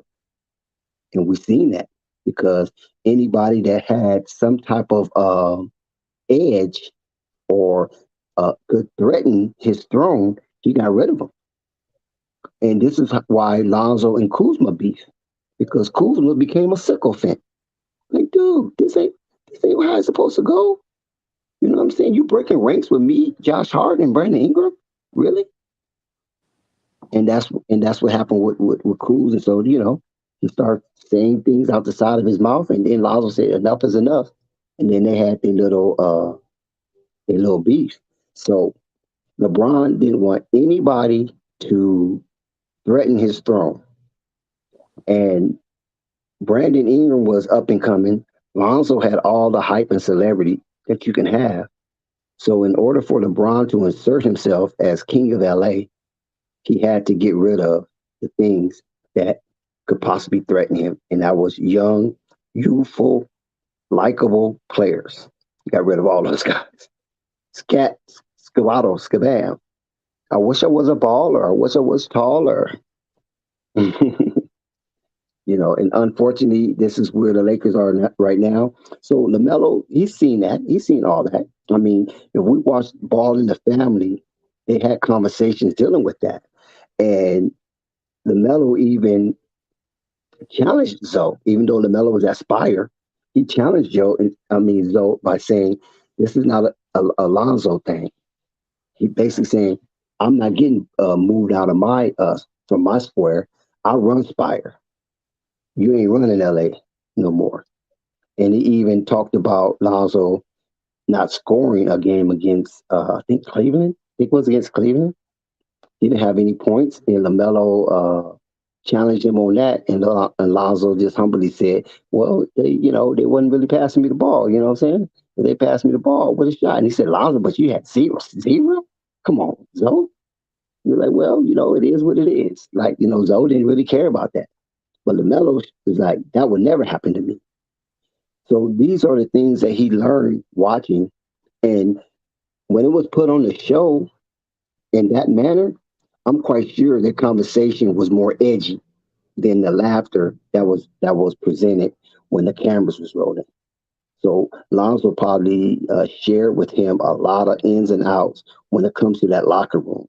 And this is why LaMelo can absorb a lot of things where a lot of young players, it'll send them through some turmoil.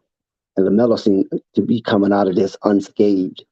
And that's the beautiful part of having that type of mindset where you give zero Fs. You know what I'm saying, Flight?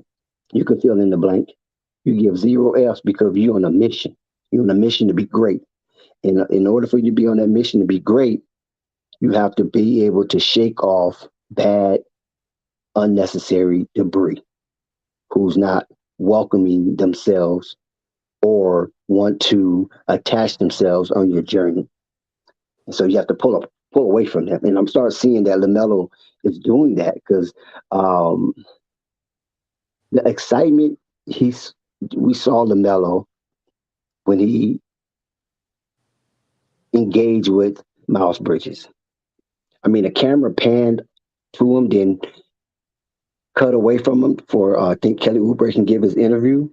But did you see how he was cheesing and how Miles Bridges was just elated just to be in the presence of his good friend LaMelo Ball on that parquet floor? Yeah, that was crazy. A sight to see. He looked like he was very delighted. And that's what you want to see out of young players. You want to see them bring out that kind of delightfulness amongst each other. And when you have that, the camaraderie is thick, and these guys will go to war with each. I mean, not with each other, for each other, regardless of the battle. They're not going to even look up to see who the opponent is. All they want to know is, let's go, let's get through them. You follow what I'm saying? Let's get through these guys together. Let's run past these guys together. Let's go ahead and bury this opponent that's in front of us. And whether they achieve it or not, it's neither here nor there. But to have the mindset to undergo that, take that first step in the journey is the most important step, right? Right. Yep. The That's first good. Shout out to the living legend, iconic. You will never get anything like this nowhere in the YouTube landscape. I'm talking about this guy, Uncle Vern, is a master of the game. All right. Thanks, Dex. What game is that, Dex? I play a lot of games. Life, bro. Oh yeah. Boy, but still in it, Dex. In it Yes, to win sir. it, Dex. You right. That's right. Hey, boy, it's just like the lottery. You got to get in it to play. Got to So, get in it to win it. Dex, you right. I'm still playing. Playing. Yes, sir. I got you, Dex. But Vern, it was a lot of basketball tonight. Did any game stick out to you that you want to elaborate on? No, hey, Dex, I told Flight Man, hey, Dex, I came to the conclusion of this. If Lonzo, Jello, and Melo and them ain't gonna play at the same time on the same team, I ain't finna buy no cable. I ain't finna pay no money for this stuff. I can't watch it free. I ain't finna go search it or pay to go find it. I'm telling you, Dex, I gave up on it. Nope, I ain't gonna do it. I'll wait till I can just catch them on a rebound or something like that, Dex. I ain't finna go spend no money. That's what you're waiting on? Nope, yep, that's what it is because they ain't all together and they ain't all getting it in together. So it's just like a waste of time. I ain't trying to see no KD, DG, AD, or any other D's or G's. All I want to see is Melo, Jello, and Lonzo for real. As far as playing basketball, and when it comes down to it in boxing, I only got one boxer that I do watch, and that's Kid Austin. And I suggest y'all out there get up on Kid Austin. Yeah, that's all it is, Dex. I'm not influenced or fascinated by none of these so-called NBA basketball players. And matter of fact, my new college team is guess who? Colorado. Well, Oh, Dex, I love it out here, Dex. no way. Yeah, You be watching that Colorado. I'm going with prime time. I'm telling you. It's all right. I'm going with prime time, Dex. I'm telling you, I know what it is. I've seen it before. I'm glad it's getting old faster. I wish the internet was around when I was your age, when I was the age. When I was your age, Dex. I wish the internet was around when I was your age. Nah, yeah. That's gonna be exciting to watch some Colorado to see if Deion can live up to the hype, which I believe he will. And it's amazing that we are in the midst of the college football playoffs, right? Yeah. And we're not hearing much from other teams as far as their recruiting, but we're hearing a whole lot from Colorado and how they're recruiting and who are they recruiting. Yeah. So a lot of people are on edge when they open up their letters of commitment and choose the college because of Colorado right now. There you go. Yeah, you're right, Dex. And I like the way it's going, too, boy. Everything is going in that young man's favor, Dex. All I want to see is growth, man. Like you said, you want to see growth and development. We want to see growth and development. And I'm going to tell you something, Dex. I be out in this YouTube world, and I be talking to people that's in the boxing thing, too. And I'll be bringing up the fact that, look here, Dex, man, we got caught on to boxing at the right time with the right person, Dex. That man came through and said, look here, I want y'all to be on the lookout for this young man here. This young man here, he's real good. And if y'all see him go, y'all see that he's real good too, because that means we recognize greatness when we see greatness, Dex. And that's a compliment. Yeah, we was definitely fortunate to get handed Kid Austin, especially on the grassroots levels. And this is something that can never be taken. And him and his dad really knows and appreciate us at Flight Sports TV of rocking with him at the grassroots levels, and we being in his corner from day one. Once we got wind of him, and we support him, and we put footage out on him to try to spread the news and take it up to the mountaintop and let it be known all over the world, because Flight Sports TV is an international community, Right. and King anything we support, the community gonna support. Yep. That's right. Yeah, Dex. But yeah, that's what it is, Dex. I'll be talking. Salute, King C. Big ups to you, bro. I wish I could. Hey, Dex, but honestly, I wish I could catch a lot of them games because they'd be exciting, man. But I just said I ain't finna go out like that, Dex. I got to catch it. If I can catch it on TNT and all the other stations and everything else, man, if I can catch it, I can. If I catch it on, what's the name? What's the name? What's the USPN and all that stuff? I can't get it on there. I ain't gonna get it back. But it ain't meant to be, man. But it's meant to be when they get back, though, because I have my interest back on them. That's all it is, Dex. That's it. That's all. Yeah, I mean, we like what we like, and our preference is our preference, and so be it. You know what I mean? Yeah. Listen, we live in our own skin. We should enjoy it. If they don't control the air we breathe, we could care less.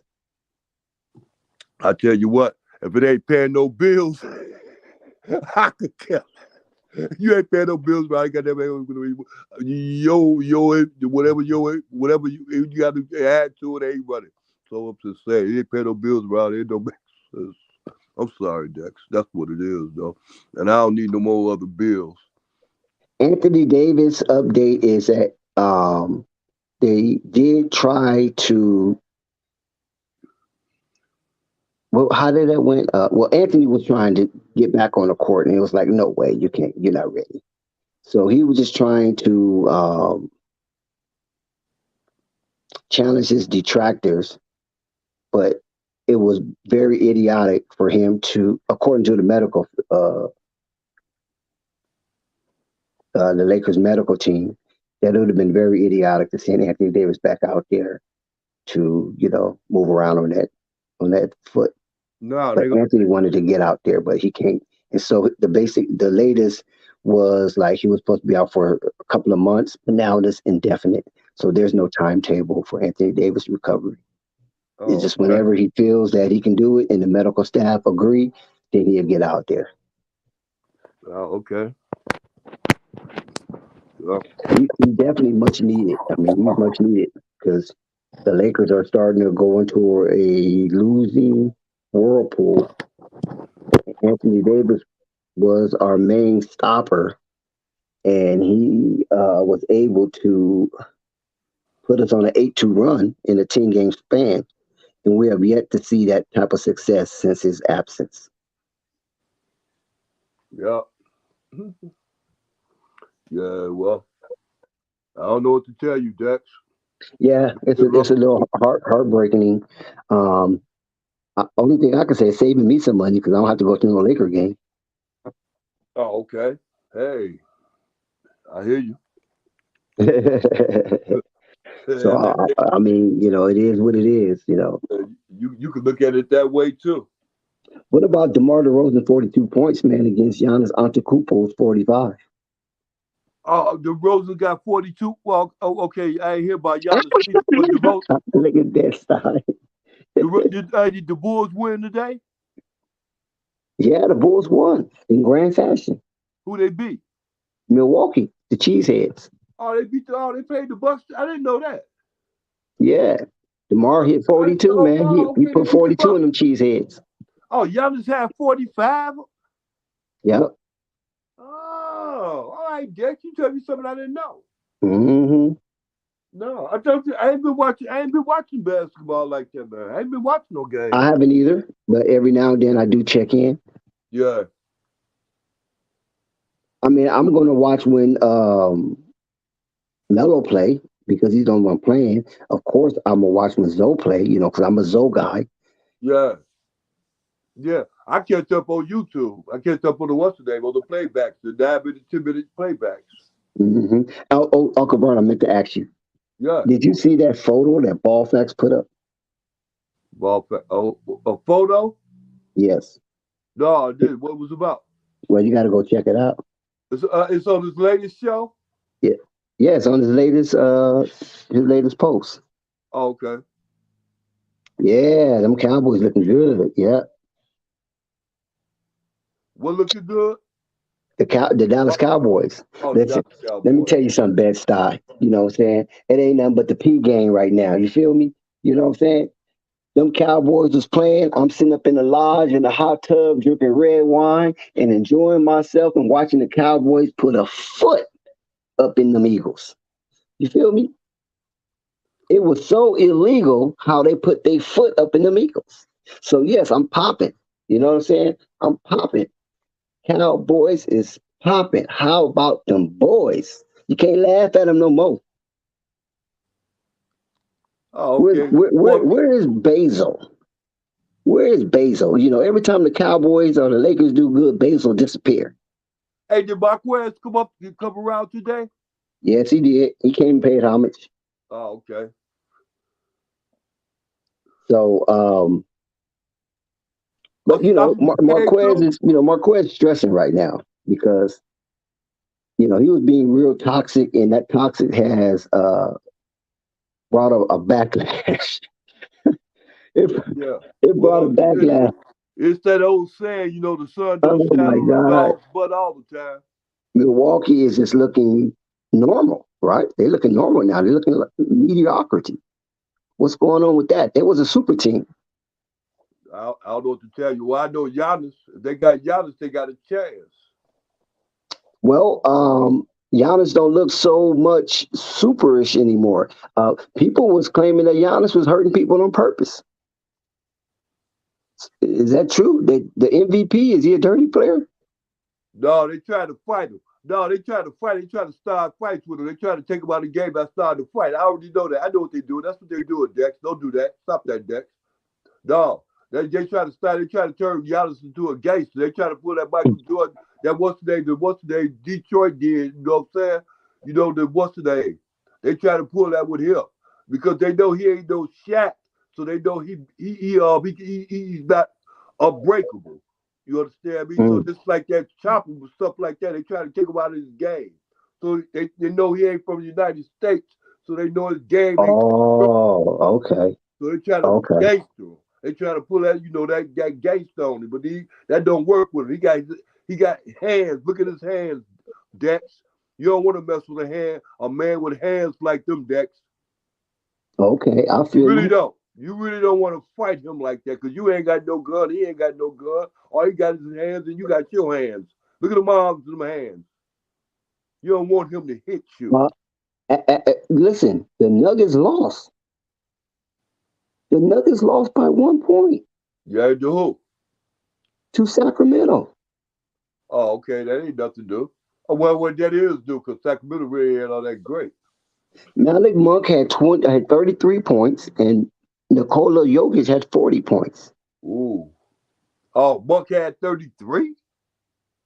Yeah, 33. He put 33 on their heads. Yeah. 33 apples. Yeah. That's interesting, huh?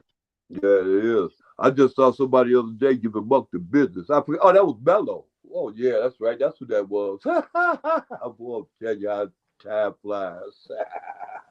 Yeah. Yeah. All right. Sacramento. That was pretty impressive for Sacramento. Hey, Dex, look here. I got a question for you. Look here. What do you think about the rumors? How you feel about the rumors about Harden going back to what's the name? Back to the Rockets. Rockets, yeah. I read an article about Harden claiming allegedly that he's willing to explore going back to the Rockets. Yeah. But I mean, why would he go back to the Rockets? I mean, what's there? So I don't know about that. I wouldn't understand him going back neither, but just on the pub. But see, he'd be going back, he'd be hurting them stars, them young boys that they got right now because they got a young team. So what they want to do is speed up their game so they can get farther into the playoffs, which make a real good understanding. Understand? But the Rockets are in like basketball hell. So why will Harden want to go back to something like that at this stage in his career? Okay, is Sacramento in basketball hell? No, Why not? Sacramento's in the playoffs. All The Rockets is like the second worst team in the NBA behind Charlotte. right, I used the wrong team. I shouldn't have said Sacramento. I should have said what about what's the name, San Antonio. And then I'd have said Detroit after them, and then I'd have said that the rest of them guys. Yeah, Then I'd have right. said, Those teams are then not I'd going have said anywhere. Charlotte. With Those are those teams, sweepstakes teams. but see, my point is this, Dex. What I'm saying is you would have said no because those teams do win sometimes, and I would have said yes. You were right, but Houston wins sometimes also, and they try to win more times than they lose. Yeah, but winning sometimes is not going to get you to an extended season But because no team is going to go 0-82. I don't believe no team is going to ever go 0-82. well, how it wouldn't? I agree because like I said, what you saying is it wouldn't benefit Houston to get what's his name? Get Harden. Why Even would though they they even got want all Harden? that, Listen? Why would they even want Harden? Just think about that. to When he bring put that put fans organization put through, when he fans. put Paul It's an Silas through, it's an 82 games season, and it's also a playoffs. And Houston is trying to make it to the playoffs. But they ain't gonna go far, but they would like to go to the burn. playoffs. I'm not going to even let you rack my brain trying to I'm sorry. commute This is all right. I'm just Houston, commute hey, Houston to the playoff everybody picture. ain't take. I noticed one thing. You can agree with this, though. You agree that everybody ain't purposely trying to take. Do you agree with that? Of course, everybody's not purposely trying to tank. Some Okay. teams are just piss poor because of roster construction. Right, lack of talent. I mean, there's nothing they can do about it. I mean, who's on your team and how much talent they have, that's what you have to deal with night in and night out. Okay, so then what do professional teams usually do? They go out and buy that or acquire that talent, don't they? Yes. If Okay, you so want to win, what's stopping them from going to get hard if Hard say he want to come back home? no. Did you know what? Listen, don't forget, don't have a short term memory, Okay, have a long term memory. I Harden devastated that franchise. I agree He with the set them picks. back at least 8 years I with his agree. departure in the way that he left. I agree. So why would they want a scumbag like that to come back? Because remember, who else took that chance to do the same thing? Oh No, yeah. that doesn't work. Wait a minute, That you that still doesn't work. Yeah. see you Now I will say this: if Houston was like a number 6 seed, it yeah. would have been a greater chance that Harden would go back because he would make them from a 6 to about a 3. So And if you in the 3, where's Houston in the West now? oh, they're the bottom. They're at the bottom. They're the worst. San The Antonio. bottom team. Oh, okay. So Harden's not going to leave a playoff team and go to Houston. That's a non-playoff team because Harden, he's a money guy. He's a money grabber. And when you're on a playoff team, you make money. You make more money because it's an extended season. Right. He's not going to go back to Houston where he ain't going to make no playoffs, so he's going to lose a lot of money. He ain't gonna go back to Houston where they ain't gonna make the playoffs. He's gonna lose a lot of money. But he talking about leaving. He the one That bringing that up. that's just cap. That's cap. He's not going back. He's saying that in reference to you know uh, Paul Silas passing and his son coaching the Rockets and the way that he left wasn't kosher. You know what I'm saying? It was very uncouth how he handled that situation. Right, because it's bringing the morale down. So yeah, that was just part of the PR to enhance Harden's image, Uh, just like he took the pay cut this season. So that's all. I mean, he knowing Harden, he ain't never thinking about going to no damn Houston Rockets. all right, I'm gonna have to agree. I have to agree with that because, like I say, I don't see nothing happening with it anyway. But I see, like right now, just like you said, he's bad for morale as far as I'm saying, having him on the team because he's like right now. It seems like he ready to give up already. See, we got a third of too much of a third of the way over with yet. Yeah, he just letting them young guys fly around Uh, down there in Houston. Coach Silas, he's letting them fly around until they get a copacetic understanding of basketball. Because right now, all he is athletic. yeah, I hear you. And that's what I was trying to share with Flight about Charlotte. They should have that same approach, but Cliffy is in a different dimension because Cliffy is trying to attach his legacy to LaMelo Ball. And at the same time, this roster stinks. It's not much that LaMelo Ball can do with this roster. You know what I'm saying? Guys are just falling by the wayside daily. But Cliffy is really trying to coach like he can coach this team up to a position of at least a playing game. And I don't think you can coach these guys up because the talent is not there. The absence of Miles Bridges is definitely hitting them hard. And there's nothing you can do about it. You're only as good as you are. I mean, you might play over your head maybe one night, two nights, but trying to do that consecutively, night in and night out, Yeah, it ain't gonna happen. It's a bar yeah, now. I agree with you. I agree with you. They need somebody to run with Melo that know what they're doing.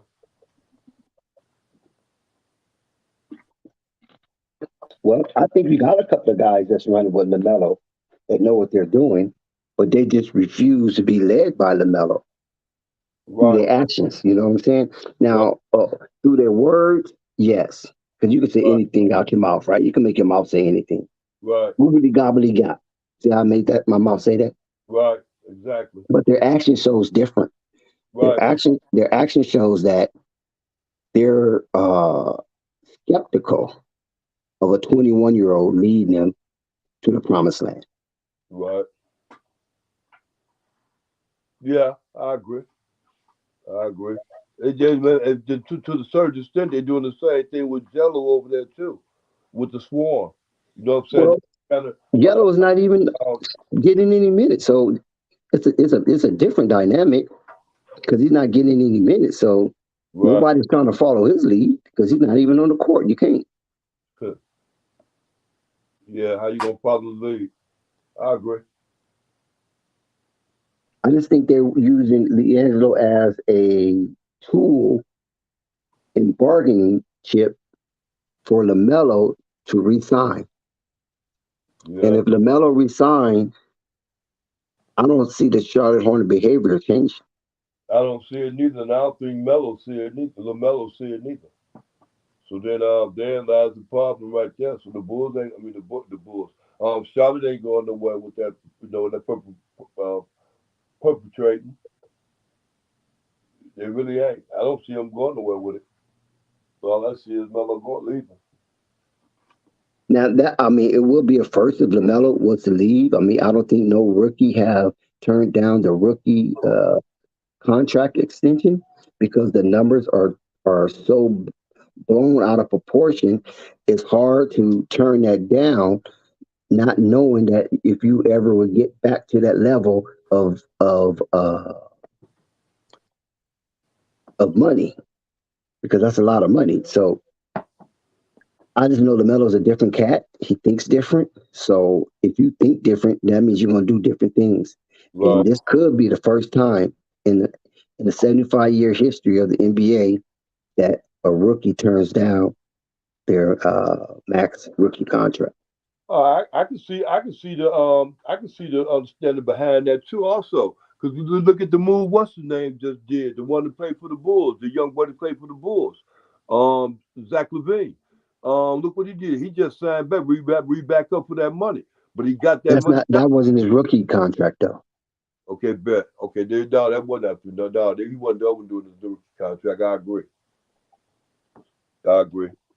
But then when he got that paycheck, though, he started, talking about how unhappy he is. But he made sure he acquired that paycheck first, or signed that contract. You know what I mean? Yeah. Yeah. It was a lot of posturing going on in those negotiations in that off season. because he made a somewhat of a reference uh, via through the VAR that he didn't want to be second fiddle to nobody. But it seems like right now, since he's been paid, he's second fiddle to DeMar DeRozan. So if you didn't want to be second fiddle to anybody, then why are you playing second fiddle to DeMar DeRozan? Right. So you guys just be capping. There's a lot of misinformation to be out there, disinformation. Nobody's really just being honest. I mean, a lot of integrity is being ripped to shreds when it comes to occurring these type of lucrative contracts. So you don't know what to believe and when to believe it until it's done. Yeah. Oh Yeah. no. I ran out of King C. I ran out of my big bottle of water. I gotta order some more. So yeah. I might order some after New Year. So I know they down there, they busy. So I don't want to just get in their way. Melo just left the scene, a few days ago, being down there in LA. So it's a whole lot was shaking when the Melo was in town. So let me wait after New Year's, and then I'll probably go get me some more big bottle of brown water.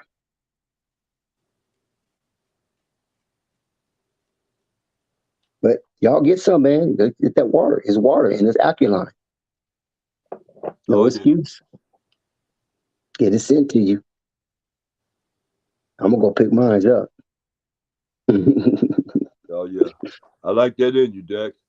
Hey, Dex, I told you. Open up that warehouse. Let me get me some water up out of there. I told you, Dex. I don't know if I told you, Dex, but the only water I drink is that's with my vodka, Dex. Mixed with my vodka. And I very rarely put water in my vodka. You know what I mean? Oh, okay. Yeah, I don't drink, so okay. Yeah, I feel you. I very rarely drink water. I drink a lot of juices. Ooh, man, you gotta drink water, bro. Come on, bro. A lot of juices. Water gonna keep you here. Yeah, a lot of juice. I drink a lot That's of juice. essential. Water is essential. Yeah, I hear you. I don't know why people don't like to drink water. Man, I drink water all day, every day. I just drink it, and when I get a chance, I put lemon in my water. Yeah, especially when I go to restaurants. Like that, right? I can go like that with the Kool-Aid and stuff like that, right? Well, with flavored water, I can go with that too. I don't drink flavored water. I'm talking about lemon, squeeze lemon. Even with my meal, I prefer to have flavored water with my meal, not just with just regular water. Just turn out to be like that. It's okay, but I'd rather have it flavored. But I agree. I know what you mean. It's just I don't know why it is. It's just like that. Yeah, I try to stay away from the artificial sweetening and all that type of stuff. I just try to keep it 100. If I can use honey, I'm gonna use honey. Outside of that, no sugar. Yeah, so I know we get high blood pressure, we get diabetes, so I try to stay away from a lot of that stuff. Oh yeah, high carb diets, a lot of that stuff that will take me away faster. But like we can leave this earth from any kind of thing, right? It doesn't have to be food. But if I leave this earth, I just don't want it to be my fault. That's all I'm saying. Right. Let it be somebody else's fault to take me away. I don't want to contribute to me not being here, especially when I have my adorable grandchildren. You know what I mean? Oh, right. Right, I understand that. I agree with you. You want to stick around as long as you possibly can. Yes, sir. Yeah.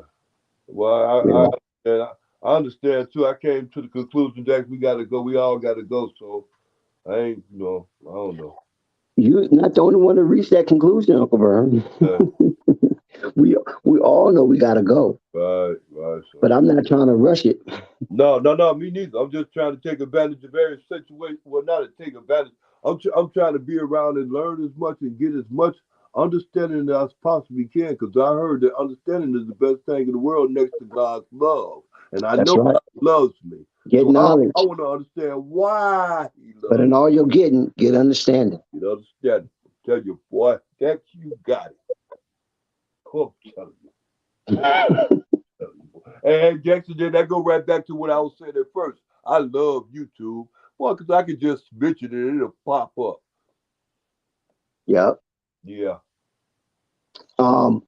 Another thing that I want to ask you, Uncle Vern, Yeah. what if LaMelo do not sign his rookie extension? Where you think he'll go?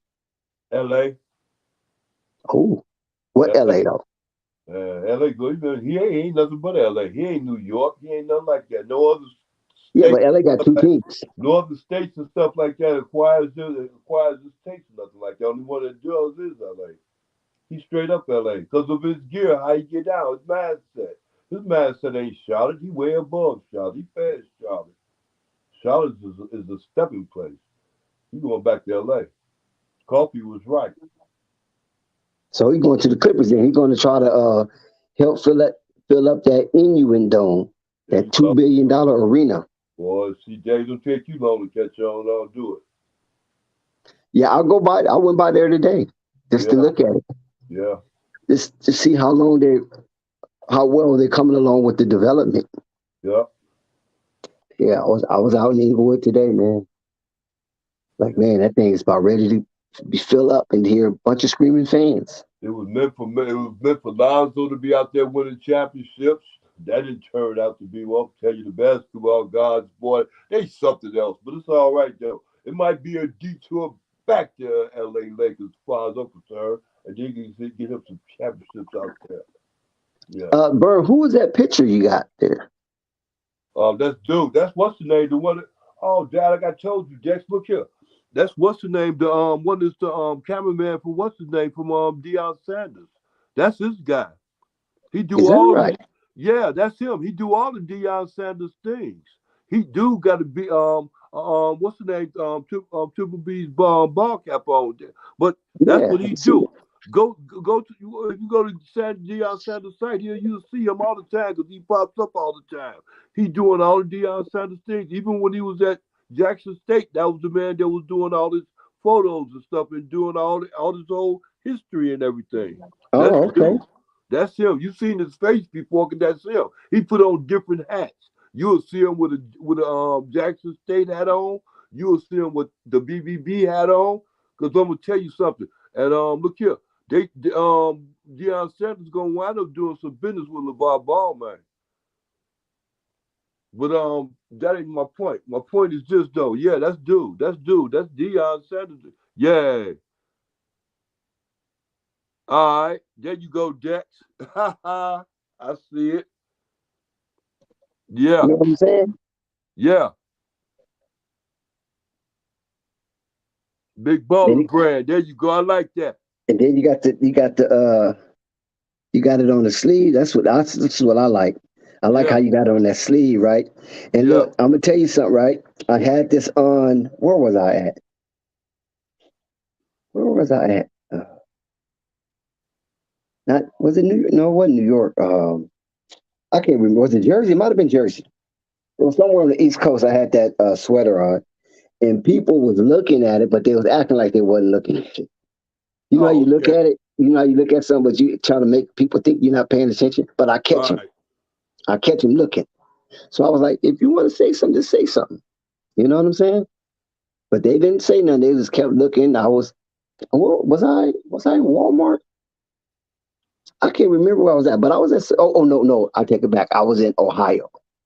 That's where I was, Ohio, and Okay. I was at Walmart, and I was at Columbus, Ohio. I was at Walmart, and I was at Marshalls, and I had that sweater on. And going through those stores, people would look, but they wouldn't say anything.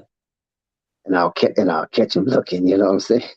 I was like, yeah, I see you looking. So this sweatshirt that I have on, it's nice. It's blue with the gold big baller and the gold triple B's, and it caught their attention, but they didn't say anything to me. You know what I mean? But I was like, yeah, that's how it's supposed to be. So now, when I not in their presence, maybe that will stick in their head, and they might go through the website or look at see what else they might see on there or whatever. You know what I'm saying? But I Yeah. was basically a walking marquee, Right. walking billboard down there in Columbus, Ohio, when I had that sweatshirt on, and it was cool. Just for people just to maybe think like, is he part of that? Big Yeah. baller brand thing. You Hey, know what I'm saying? when they be sending me my stuff, they be asking me where I get the what's especially out here in especially out here in Milwaukee because they be asking me where I get Shout the out little Chris. where you get the Yeah. big baller boy, you get the baller brand stuff from because they don't be knowing where the stores get it. I ain't no neither. I told them get on the internet. Go to the internet. hmm Yeah. Yeah. Tell 'em. But I just thought since you had mentioned, I just thought I saw that hat and I got the sweatshirt. You know what I mean, with Yeah. the blue and the gold BBBs. Normally, you know, the BBBs are a certain color, but we went abstract on that one. Right. So shout out to the Big Baller brand. I still got my Joe jacket.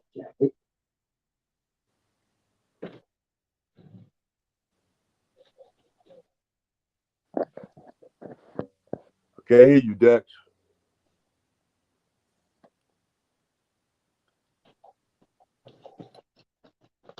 You see that? Yeah, I'm still here. Now this was a gift from the Big Baller brand himself. Oh The yeah, Big okay. Baller. Can you see that? Yeah, I see it. That's that jacket. I see it. Oh man, this jacket feels so good on my body. I ain't Yeah. gonna even lie, man. Hey, what you say? You like that zipper on there, huh? Yeah, that's look at the zipper. Look at that zipper. See that? See how Yeah, I secure see. it is? And not only that, it's a double zipper. Yeah, Look at yeah, that. that's what I was talking about. This is like a Tom Ford. Even Ralph Lauren don't have double zippers like this. Look at that. US Hey, Polo don't have double zippers like that. You see yeah, I that? know. Hey, Jackson, And they got the buttons on the side too. Like you can put your wallet, your phone in here, and then you just can snap the button. That's why I say it's like Tom Ford. yeah, It's a really nice jacket.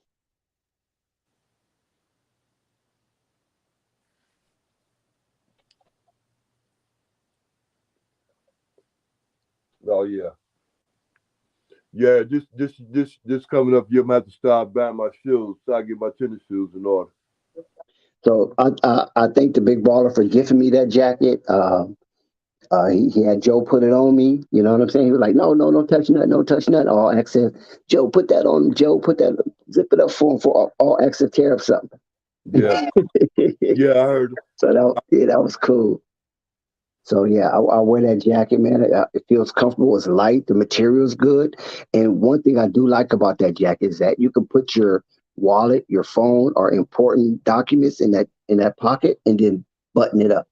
Most of these jackets, you put your wallet in, you get in your car, your wallet fall out, paper fall out, coins fall out, but nothing won't fall out because it has a secure button to keep everything that belongs inside.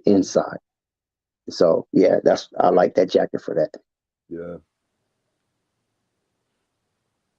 yeah, I hear you, Dex. Oh And yeah, then but I'm yeah, gonna put on my leather Big Baller Brand racing jacket later on in the month when it get a little cool out here and floss that. Cause last time I flossed that, man, people was on that one until yeah, they found out it was $900. yeah. I be wearing mine. Matter of fact, I had mine on the other day. What's the name? Christmas. I had mine on Christmas. The Yeah, last time I wore that jacket was at LaMelo versus the Clippers. I wore it at the Clipper game when LaMelo played the Clippers. I wore it there. Uncle Vern, did you get in contact with Marcus? yeah. I got him on the what's the name? I got him on Instagram yesterday. He gonna be sending me those what's the name, them decals, no, and I'm sending him pictures of me and my jacket and stuff like that. I'm waiting to get my what's the name thing for Christmas. Waiting to get my what's the name from the Bulls, Chicago Bulls, my #2 jersey, Zoe's jersey. I'm gonna get that.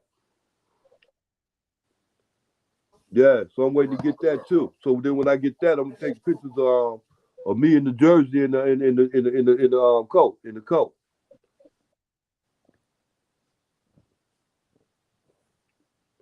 Flight, you still there? Yeah, I'm here. We about to get ready to get up out of here. I was still Yeah. waiting for Dax. Yeah. But yeah. I got with Marcus yesterday. Yeah, You see that? I got with him on Instagram. He gonna send me the details I need for my bike, for my bike. He gonna send me the decals, the BBB decals. Can y'all see that? What's that? Oh, there you go. They're gonna shirt. Representation right here, bro. Yeah. You see them BBBs right there? How it's really attached in there on that sleeve. Let it be known. This ain't no cheap merchandise. I don't know what people be talking about. You see that tag? You ain't got no tags. You ain't got nothing to itch your back or your neck. You know how these other people be having tags on the back? Ain't no tags. Yeah. That's stamped in there, brother. Yeah. You got to worry about nothing itching on your neck, and you got to pull the tags and stuff like that up. That's stamped on there. That's Right. That's high fashion. Yeah, exactly. You're right, Dex. Yo, Dex, we about to get up out of here and pull back up tomorrow. All right, Flight. Oh, Dex, can you hear me? Yeah, peace out. All right, man. Love. We be pulling up tomorrow, man. Happy holidays to everybody. Flight Sports TV, man. That's my dude. I rolls with him. You heard what the man said. It's Flight Sports TV.